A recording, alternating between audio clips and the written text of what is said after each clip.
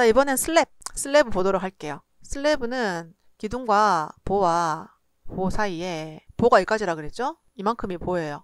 요 사이에 끼어드는 판재가 슬랩. 물론 콘크리트 구조물 똑같은데 명칭을 슬랩이라고 부르고 있습니다. 자, 일방향 슬랩과 이방향 슬랩이라는 말이 나와요.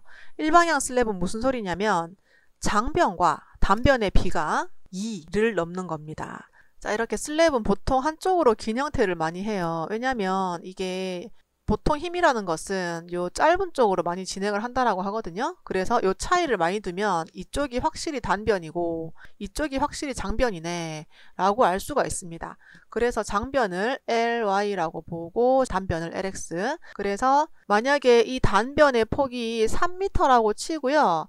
이 장변의 거리가 7m라고 칠게요. 그러면 LX 분의 LY를 했을 때 LX는 3, LI는 7 이렇게 됐어요. 나누기를 한번 해보면 일단 2가 넘죠. 2. 얼마 됩니다. 그래서 2를 넘어요. 그럴 때는 이쪽이 확실히 단변이네, 얘는 장변이네 라고 알 수 있습니다. 그래서 슬랩의 한 방향이 확실한 거예요. 그래서 일방향 슬랩입니다. 최소 두께는 100mm이다 라고 나오죠. 자, 그리고 이방향 슬랩은 뭐냐면 장변과 단변의 비가 2를 넘지 않아요. 그러면 얘도 마찬가지. 이 부분이 3m라고 쳤을 때 장변이 5m예요. 예를 들어서. 그러면 이렇게 나누기를 한번 해보시면 1. 얼마가 나옵니다. 2가 넘지 않아요. 애매한 거죠. 물론 확실히 짧은 쪽이 뭔지 알긴 하겠지만 힘이 흘러갈 때 이쪽도 단변 같기도 하고 이쪽도 단변 같기도 하고 그래서 단변이 두 가지라고 보는 거예요. 그래서 이것을 이방향 슬랩이라고 보는 거죠. 자, 그리하여 이렇게 보시면 문제에서는 최소 두께를 물어봤네요. 이렇게 보시면 되겠습니다. 그래서 보통 힘은 단변 방향으로 많이 흘러가요. 그래서 짧은 보가 이렇게 걸쳐 있는 것처럼 해서 안정적인 형태로 간다라고 보시면 되겠고요. 단변 방향에 제일 많이 배근이 되고요. 그리고 원래 모든 배근은 단부, 중앙부보다는 단부에 더 많이 배근이 됩니다. 자, 그리고 플랫. 슬랩은 슬랩인데 좀 플랫한 거예요. 왜 플랫하냐면 보가 없어요. 보통은 이렇게 보라는 아이가 굉장히 안정적으로 집을 받치고 있고요. 슬랩은 겨우 그 사이에 끼어드는 정도의 그런 역할을 하는데 이 보를 없애버렸어요. 그래서 플랫 슬랩입니다. 그래서 이 슬랩의 두께가 아까는 10cm 이상이었는데 얘는 15cm 이상, 조금 더 두꺼워야 보가 없기 때문에 되는 거고요. 그리고 기둥 폭도 좀 더 두꺼워야 되는 상황입니다. 자, 그리고 지금 현재 기둥이 이렇게 가고 보가 없이 슬랩이 약간 두껍게 들어가 버린 거죠. 이럴 때 만약에 중간에 기둥이 또 있으면 이 잘못하면은 이 부분이 이렇게 뚫리려고 하는 펀칭 전단이라는 게 발생을 해요. 그래서 이거는 기둥도 이렇게 머리를 좀 키워 주셔야 되고요. 주두라고 합니다. 그리고 여기를 한 번 더 보강을 해줘야 됩니다. 지판이라고 합니다. 이렇게 해서 한 번 더 보강을 해주는 것이 플랫 슬라브라고 보시면 되겠습니다. 보가 없다. 플랫 슬라브라고 보시면 되겠습니다. 자, 그리고 내력벽, 힘을 받는 벽이에요. 이것은 D10 이상입니다. 아까 보는 D13 이상이었잖아요. 같이 비교해서 보시기 바랍니다. 자, 그리고 내력벽, 힘을 받는 벽이죠. 이 두께가 만약에 25cm가 넘어갈 때 복근 배근 한다라고 나옵니다. 수직근을 안쪽으로, 수평근을 바깥쪽으로 이렇게 배열을 해요. 수직 수평 이렇게 격자처럼 철근 배근을 하고 콘크리트를 붓는데 두께가 25cm가 안 되면 이렇게 한 번만 배근을 해요. 그런데 두께가 25cm가 넘어갔어요. 30cm. 되게 두꺼워요. 그럴 때는 세로 배근 한 번 더, 반대편에 가로 배근 한 번 더, 이렇게 해서 2번 배근을 합니다. 그래서 복근 배근이라고 보시면 되겠습니다. 수직근을 안쪽으로, 수평근을 바깥쪽으로 다시 한번 확인하시고요. 기초, 철근 콘크리트로 이루어진 기초. 보통 기초는 철근 콘크리트로 많이 이루어집니다. 건축물에 전달되는 축하중, 그리고 모멘트, 혹시나 휘어지려고 하는 힘, 또는 집안 내에 발생하는 토압, 옆에서 미는 거예요. 또는 지하수로 인한 수압, 그런 것들에 의해서 구조적으로 거동이 지배받는 부재입니다. 철골 구조 살펴보도록 할게요. 자, 철골 구조도 재료에서 한번 나왔던 얘기인데 형광재는 이렇게 H 형태나 I 형태로 미리 공장에서 만들어 나오는 I고요. H 형광 이렇게 생겼고 이 부분을 플랜지, 이 부분을 외부라고 부릅니다. 요건 반드시 알아둘게요. 자, 스티프너라는 거는 내가 외부 왜 알아두려고 하냐면 이 외부에 하중이 발생했어요. 잘못하면 되게 얇잖아요. 그래서 폭 접힐 수도 있겠죠. 좌굴입니다. 이 좌굴을 방지하기 위해 보강판을 대는데요. 그것의 이름이 스티프너입니다. 외부도 알아두시고요. 스티프너의 역할, 외부의 좌굴 방지까지 알아두시면 되겠습니다. 좌굴이 뭐냐? 다시 한번 설명해 놨습니다. 가늘고 길수록 쉽게 발생합니다. 읽어보시고요. 자, 스티프너 왜 사용하나요? 외부의 좌굴 방지. 이렇게 보시면 되겠습니다. 자, 판보는 플레이트보라고 해서요. 이렇게 따로따로 만드는 거예요. H빔은 하나의 부재거든요. 일체화인데 이것은 그게 아니라 플랜지 플레이트 따로, 외부 플레이트 따로, 플랜지 플레이트 따로 이렇게 만드는 게 판보 또는 플레이트보라고 부르는 아이입니다. 자, 트러스보라는 것은 스팬이 15m를 넘어요.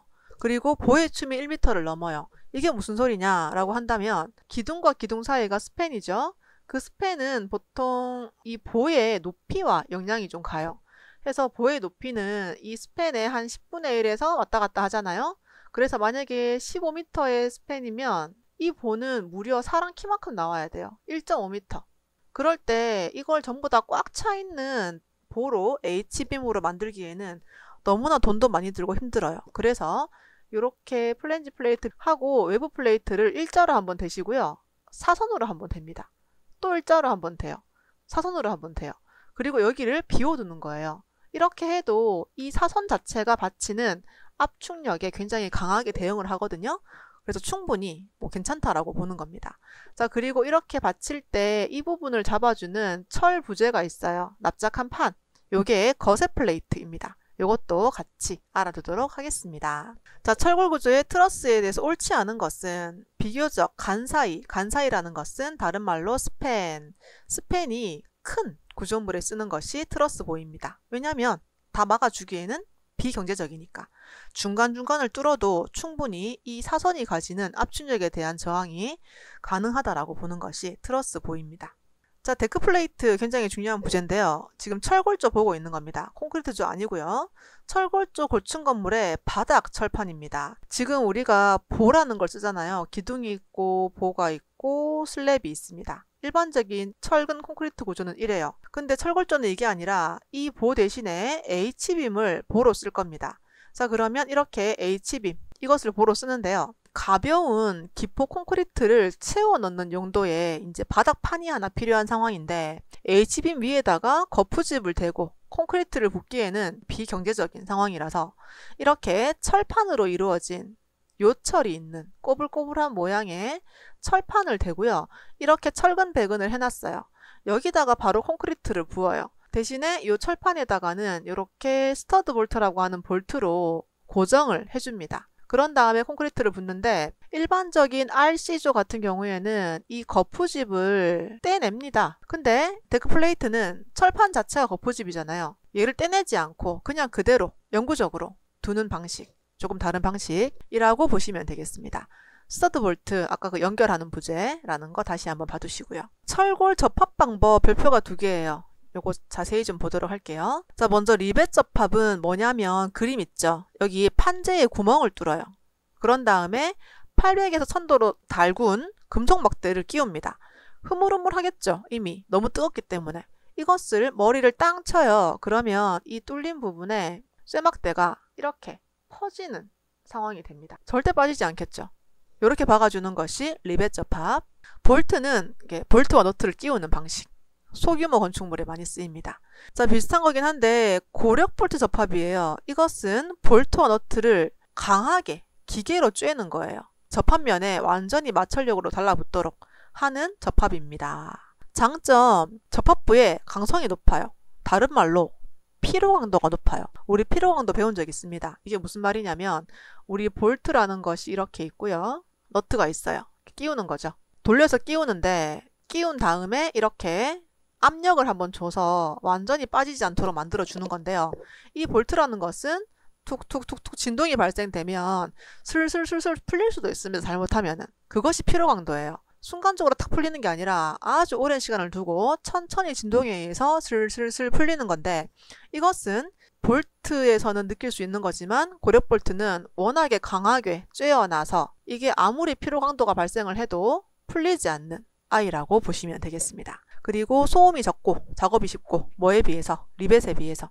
자, 그리고 불량 부분에 수정도 쉬워요. 풀었다 다시 끼웠다가 하면 되니까. 그리고 빨리 할 수 있으니까 현장에서 널리 사용되고 있습니다. 단점은 읽어보시기 바랍니다. 고력 볼트에 대해서 옳지 않은 것은 볼트의 단위 강도가 작지 않아요. 굉장히 높아요. 그래서 높은 응력을 받는 곳에서도 적당하다입니다. 철골 구조 접합부 중에서 부재 간의 마찰력을 이용하는 거 고력 볼트 접합. 키워드가 두 가지로 나왔습니다. 자, 용접. 용접은 이렇게 모재라는 게 있고요. 카팅을 해서 두 개의 부재를 붙이는 거예요. 용접 기계 안에 용접봉을 끼우는데 이 안에 용융 금속이 들어있습니다. 녹는 금속이죠. 그래서 이 금속이 녹으면서 이렇게 용접을 해서 두 개의 부재를 붙이는 방법입니다. 녹는 쇳물과 일체화가 되는 접합 방법. 굉장히 강성이 좋아요. 소음도 적고요. 진동 없고요. 돌출부도 적고 구멍 안 나고 좋습니다. 대신에 문제가 뭐냐? 용접공의 기량의 의존도가 굉장히 높고요. 너무 뜨거우면 재료가 같이 녹아버릴 수 있는 단점이라고 보시면 되겠습니다.